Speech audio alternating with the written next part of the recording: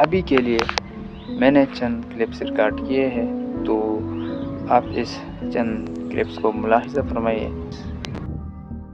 और यहाँ पर ये आप देख सकते हैं कि इन दरख्तों को काटा गया है और इनसे जो ये तख्ती वगैरह जो बनता है ना, तो इसको आरा किया गया है। तो यही हमारे लिए निहायत अफसोस का मुकाम है, लेकिन क्या कहें, इंसान है और अपनी ज़िंदगी खुद ही ख़राब कर रहा है। और ये क्या है, दांत है किसी जानवर के।